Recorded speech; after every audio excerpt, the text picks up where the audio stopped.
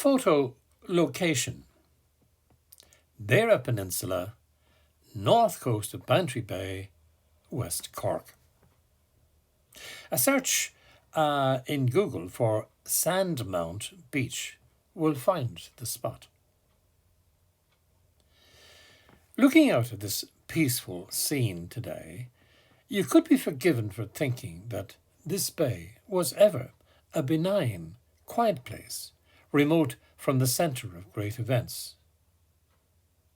But you would be greatly deceived. In the wide sweep of history, it has been a very lively place indeed, and the fates of clans, dynasties, and even empires were often substantially decided here.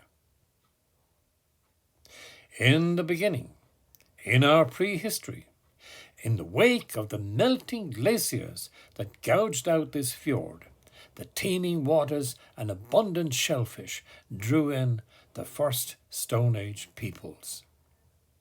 The living was easy, with oysters as big as dinner plates there for the taking in the shallows, and Glengariff, tucked into the sheltered inner bay, was densely populated in those times. We know this from the numerous monuments, stone markers and middens they left, and that still speak to us today. Later, swarthy, secretive Phoenicians in Ayrton likely came here from the eastern Mediterranean and discovered and mined the copper of Allihies. Down east in the bay at Donimark, the Milesian Celts, according to our sagas, first came ashore with their Iron Age warriors and the Dowager Queen Scotia. The intrepid, feared Vikings negotiated a base. Yes, negotiated. I can tell you more about that another time. They negotiated from the tough local tribe across on Bear Island, where they sheltered and serviced their boats and equipment and ran their trade in goods, plunder, and slaves. Within a few lifetimes after the death of Christ, vigorous early Christians fanatically ousted the old gods and banished hags and witches.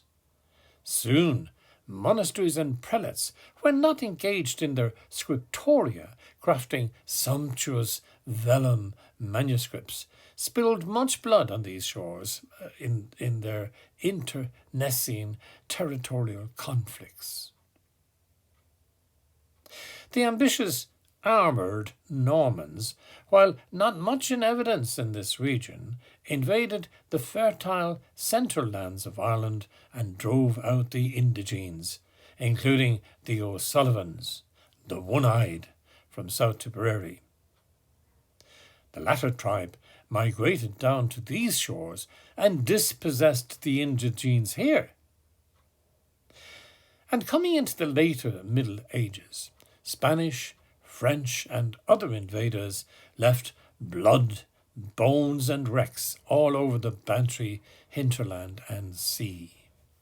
Surviving Irish and Spanish remnants from the disastrous Battle of Kinsale fled across the bay and fought against the English in the methodical set piece of slaughter at Dunboy Castle at the mouth of the bay.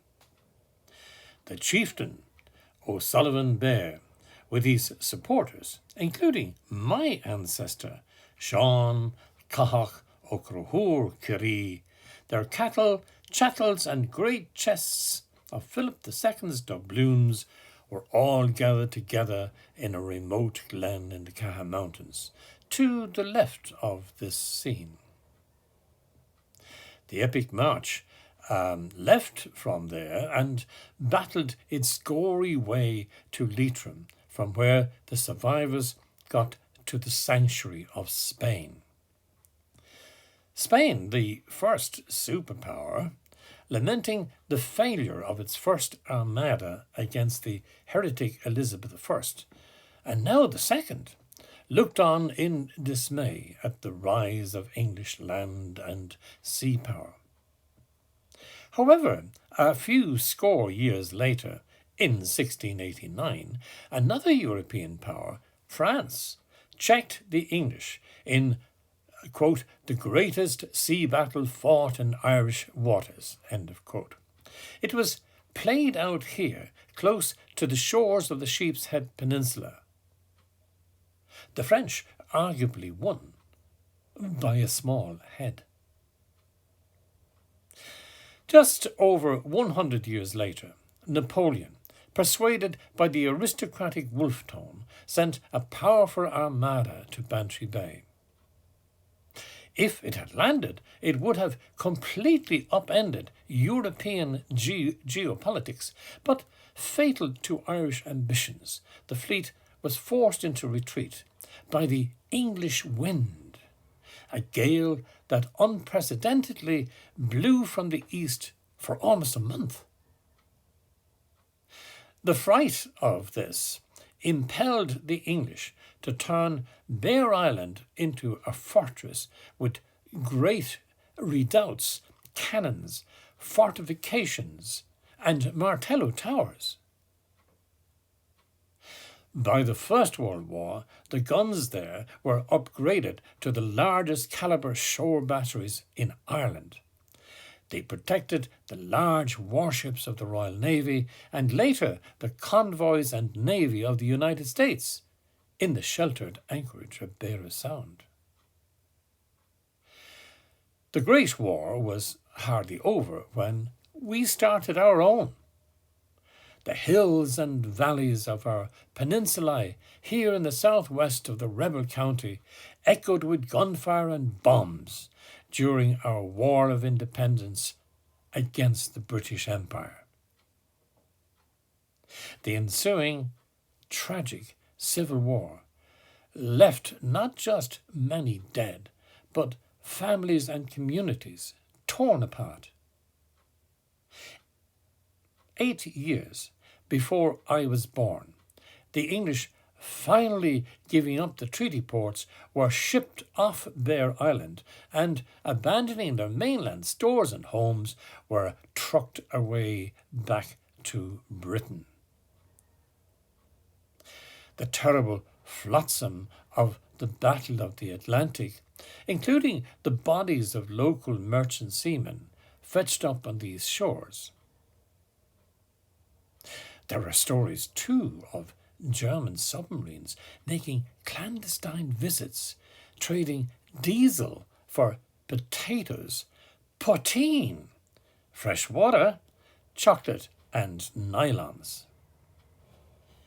A bloody flotsam came in a different way in more recent times, when the supertanker Betelgeuse blew up whilst unloading oil down at Whiddy Island.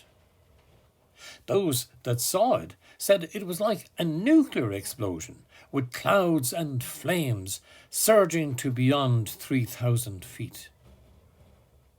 57 people died that awful night. The thick oil still stained the rocks along the shore when I came down here first in 1989. So, our bay has the scars of its deep involvement in quite a few epic events that shaped our world over the millennia. Less epic, but constantly present in our bay over the ages, was the grisly and greedy industry of piracy. The pirates were mostly local, but rivals and collaborators also came from further afield. In the days of sail, you see, Beara and Bantry were, given fair winds, just a short sea hop for English privateers and the French corsairs from Brest. The seas here might have teemed with cod, pilchards and salmon, but they also seethed with the raiding crafts of the freebooters, busy with slave trading and contraband smuggling. Which leads me to attempt to describe in some detail, in ensuing videos, a set of intriguing but violent and bloody events that took place here less than a mile across from this strand. Over 300 years ago, a French privateer at point-blank range blasted broadside after broadside at one house and one family. They followed the bombardments with ferocious shore party attacks, and they did this not just once, but a second time, after a lapse of 6 years. And all watched by locals, papists, who heartily cheered on the pirates. Why? The Pirates of the Caribbean film has nothing on this true story, well recorded at the time in a family biography by the main victim.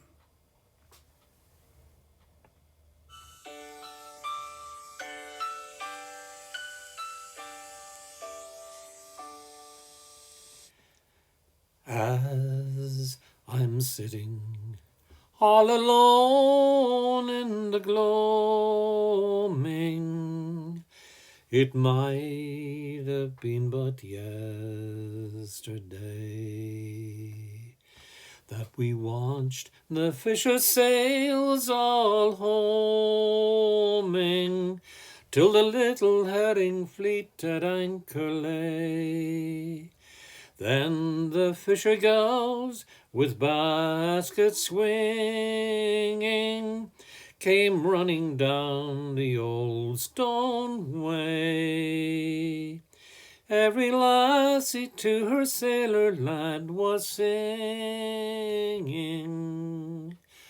"Ah, welcome back to Bantry Bay." And now, one of those announcements.